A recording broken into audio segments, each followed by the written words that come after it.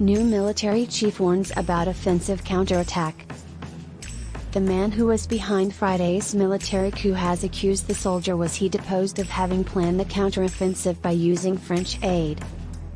The violence is continuing in the capital, and there is a rumbling of shots. A new Burkina Faso self-declared President Ibrahim Traore has claimed his predecessor, who he ousted during a military coup on Friday, of plotting an attack to counterattack, declaring that he was supported with French backing. Traore reported to reporters the following day, the next day, that the president who was ousted, Paul-Henri-Diba, was hiding in the French base of the army, where he was leading his counteroffensive. France, that is the former colonizer of the country and colonizer in the past, has stated that it has not had any involvement in recent events. Its French embassy in Ouagadougou announced that it made the following announcement to address stories that were reported on social media. Traore's words were read out onto the air by an army officer of the army. He was surrounded by troops wearing military uniforms and masks.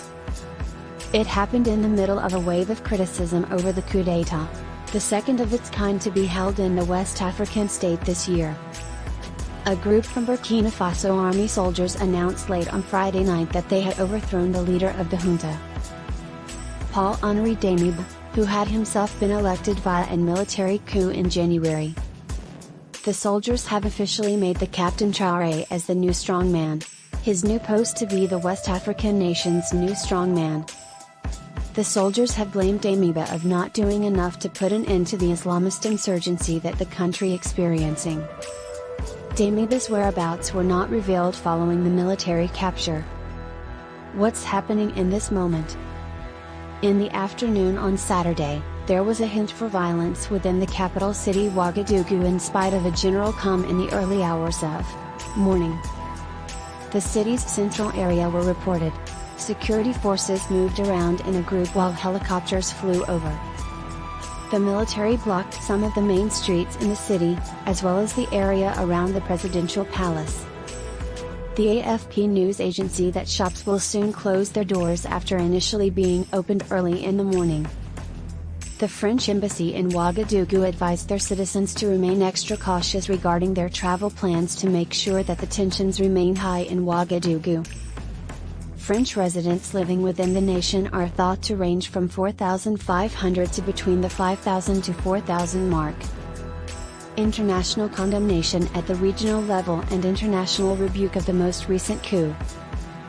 Numerous international organizations in and around the African continent, as well as around the world, were worried about the second coup's effects on the country's slow returning to a constitutional system. The EU's head in charge of its foreign policies, Josep Borrell, has criticized in an address the decrease in human rights and security conditions within Afghanistan. The African Union called for an immediate and total abstention from all violent acts that threaten civil liberties, civil rights as in human rights. It also demanded immediate and complete abstention from any act that could threaten the civil liberties of citizens. AU statement also emphasized the need for free and fair elections to be held before July 2024 according to the initial plan of Diba, who was later exiled. Diba. AU Chief Moussa Faki Mahamat of the AU said his decision as an unconstitutional modification to the administration. It was previously suspended temporarily Burkina Faso after the January coup. The Economic Community of West Africa States, ECOWAS, that is an economic and political union of 15 nations within the region, also shared the same views. In addition, they are keen to restore the rule of law. This new power grab isn't right at a moment when the country is progressing. The United States called on all players to return to calm and separation. What was the political climate in the political environment in Burkina Faso?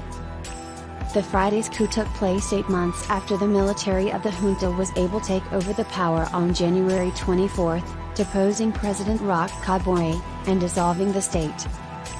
After that, Diba vowed to restore security, and blamed the civilian administration, not his own army, for the violence that was sparked by Islamist militants who were associated with Al-Qaeda, and Al-Qaeda as well as Al-Qaeda and the Islamic State, is armed group. However, the attacks continue and the military remained in chaos after it gained the authority. More than 40% of country is believed to not be under the supervision of the government. The director of Europe's largest nuclear power station was abducted, the nuclear power company of Ukraine claimed. In the meantime, Ukrainian forces surrounded some 5,000 Russian troops in the crucial town of Lyman. Keep an eye on DW for the most up-to-date. The Ukrainian nuclear power company on Saturday claimed Russia of abducting the head of Europe's biggest nuclear power station, a facility now under the supervision under the control of Russian forces. New military chief warns about offensive counterattack too. Ihor Murashov, the Director General of the Zaporizhzhia nuclear power plant, was captured by Russian forces in the afternoon of Friday, Ukrainian state nuclear company Energoatom claimed. There is no information on the fate of his family members, Energoatom President Petro Kotin posted on the Telegram messaging application. Russian forces stopped the car of Murashov, placed him in a blindfold and transported him to an unidentified location, as per Energoatom. His detention by Russia risks the safety of Ukraine as well as Europe's largest reactor for nuclear energy, Kotin said. Kotin demanded Murashov's urgent release. Russia did not immediately admit to that it had taken the director of the facility. However, it was reported by the International Atomic Energy Agency, IAEA later stated that Russia has informed it that the Director General at the Zaporizhzhia nuclear power plant was detained for a short period for questioning. The IAEA stated that the organization has been seeking clarifications and is hoping to see a speedy and satisfactory solution to this issue. The Zaporizhzhia nuclear power station has been repeatedly involved in conflict since Russia entered Ukraine during February. Ukrainian personnel continued operating it even after Russian forces took control of the power plant and its surrounding zone in March. The reactor's last one was shut down in September, amid continuous shelling in the vicinity of the plant in the southeastern Ukraine. The International Atomic Energy Agency, who has employees in the facility, stated it had contacted Russian officials regarding the kidnapping allegations. We have reached out to Russian authorities and are seeking answers, a spokesperson from the UN Nuclear Monitoring Agency confirmed. The IAEA has warned that fighting could trigger a nuclear disaster and has demanded the creation of a safety as well as a security zones to be established around the nuclear plant. Zaporizhzhia is one of 4 Ukrainian areas illegally acquired to Russia by Russian Vladimir Putin. Vladimir Putin on Friday. Here's more news about war related to the war in Ukraine on October 1st, Saturday. German Defense Minister Lambrecht in first Ukraine visit. Defense Minister Christine Lambrecht on Saturday made her first visit to Ukraine after the outbreak of war. On the day of the trip, Lambrecht examined armored aircraft Geparchita, tanks supplied by Germany. Russia has not yet acknowledged the arrest of the director of the facility. However, officials from the International Atomic Energy Agency, IAEA later stated that Russia has informed it that the Director General at the Zaporizhzhia nuclear power plant was detained for a short period for questioning.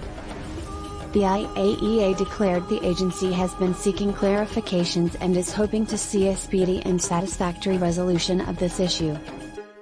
The Zaporizhzhia nuclear power station has been repeatedly caught in the crossfire ever since Russia entered Ukraine on February. Ukrainian personnel continued operating the plant after Russian troops took control of the power plant and its surrounding zone in March. The reactor's last one was closed in September due to continuing shelling around the facility in the southeastern Ukraine. The International Atomic Energy Agency, who has employees in the facility, has said it had contacted Russian officials regarding the kidnapping claims. We have reached out to Russian authorities and have requested more clarifications, a spokesperson from the UN Nuclear Monitoring Agency stated. The IAEA has warned that fighting could trigger the possibility of nuclear catastrophe. It has demanded and safety as well as a security area to be established around the nuclear plant. Zaporizhzhia is among the 4 Ukrainian regions that were illegally added to the territory in the name of Russian Vladimir Putin. Vladimir Putin on Friday. Here's more information about war related to the war in Ukraine on October 1st, Saturday. 1. German Defense Minister Lambrecht in first Ukraine visit. The Defense Minister Christine Lambrecht on Saturday made her first visit to Ukraine since the war broke out. On the day of the trip, Lambrecht was able to inspect armored aircraft Gepard Cheetah, tanks supplied by Germany. More DW content about the conflict in Ukraine. Russian President Vladimir Putin's statement on Friday about Moscow's annexed 4 Ukrainian regions that are in flagrant breach of international law was met with admonishment from all over the globe.